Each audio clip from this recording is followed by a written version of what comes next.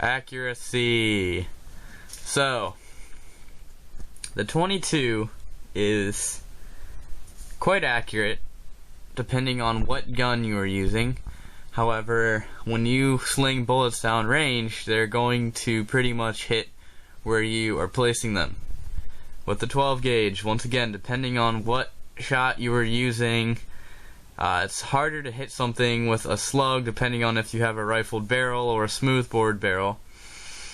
And with shot, so number 8, number 6, number 4, etc. shot, if you can't hit the broadside of a barn with shot from a 12 gauge, then you need to go to the range and certainly practice. So accuracy, going with the 12 gauge. Weight. Now obviously there are two variations of the 22 long rifle that are very common, the pistol and the rifle. Now which one will you choose? That's really up to you. I'm not going to get into that on this video. Although the pistol is lighter, it's not going to be as accurate or as easy to shoot and kill squirrels and trees, etc. For a 12 gauge, certainly the 12 gauge loses this one, obviously, because of the barrel length and the stock size. Also depending on what gun, but most commonly the 12 gauge is going to be heavier. So in a bug out bag, weight, which gun do you want? Certainly the 22, especially if it's a pistol. Durability. This is kind of a silly one. I don't really know why I put it up there, but I'm not going to cross it out.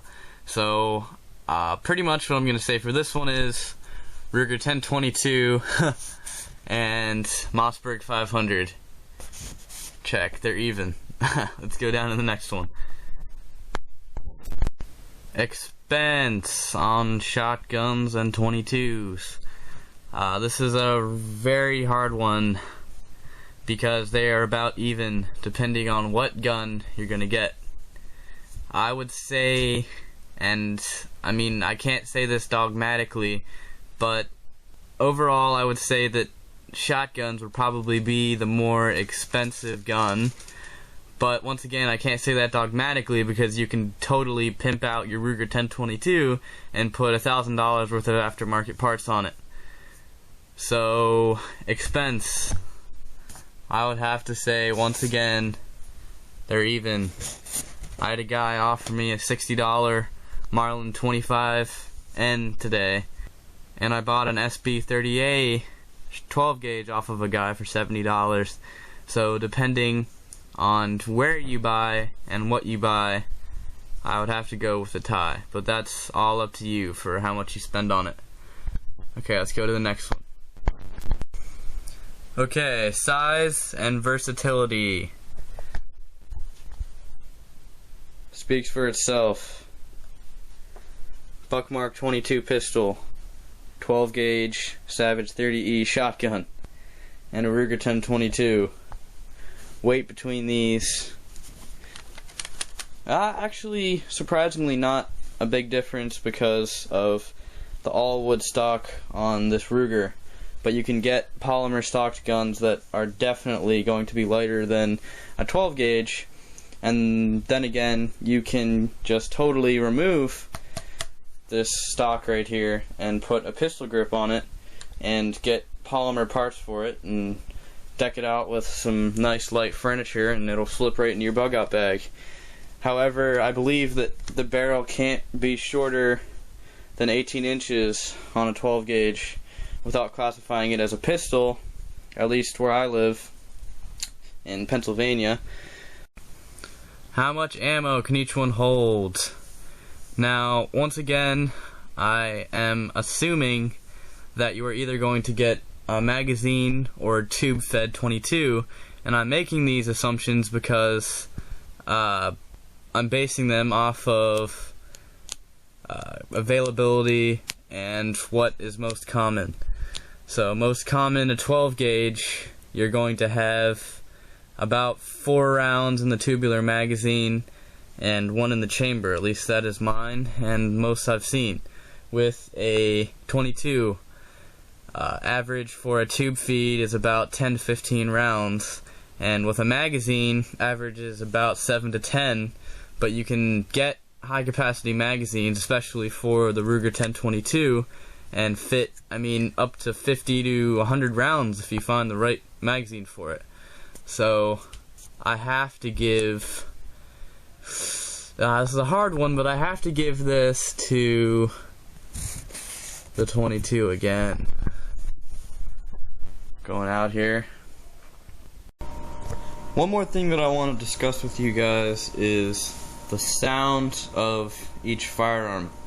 Now the 22 is practically silent to the 12 gauge. When you're trying to defend yourself from let's say 100 yards or 200, 300 yards, etc., and you're trying to be as quiet as possible, then I would definitely recommend going with the 22. If you're trying to dispatch an enemy or a group of enemies at shorter distances and you don't really care about being silent, then I would recommend going with the 12 gauge. Here's a comparison of different sounds and what decibels they are. A 12 gauge is 165 decibels, a 22 is roughly 125. That's a pretty big leap there. Pain begins at 125 decibels, so that's pretty much where a 22 is. Depth of hearing tissue is at 180 decibels, and the loudest recommended exposure with hearing protection is 140 decibels. Now, I would recommend when you're going to the range and such to wear double ear protection, but anyways, getting off topic. So, a flashbang is 170 to 180 decibels compared to 165 with a shotgun. So you can see how problematic shooting a 12 gauge would be without using hearing protection. That's practically like a flashbang. And you wonder why they use flashbangs. It is to disorient the enemies and to send them into a kind of a vertigo state, which is exactly what happens when you use a 12 gauge. If you're not wearing ear protection, think about that. So that's one thing to take into consideration. I would much rather shoot a 22 without earring protection, which I have before, and it's not too bad. But anyway, it's just another thing for you guys to think about. I think that'll be about it for this video. Whichever one you choose, either 12 gauge or 22, you're giving up valuable elements of the other. And you guys tell me in the comments section, or just inbox me, if you guys know of an over-under 22 and 12 gauge combination that takes a magazine. Because if they make one, I'm going to go out and buy it right away. Because that would be the ultimate gun in my opinion, if you could have a 22 and a 12 gauge combination.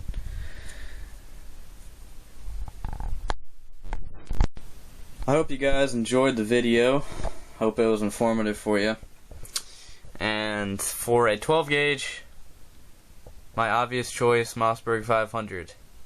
The most aftermarket parts and furniture you can get for any shotgun there is. And for the 22, I would have to go with the Ruger 1022. It's the same exact thing with the Mossberg 500 except for the 22 long rifle. The most aftermarket parts and furniture you can get for it. You can get all sorts of crazy stuff for it. Sorry I haven't been getting many range videos out for you guys.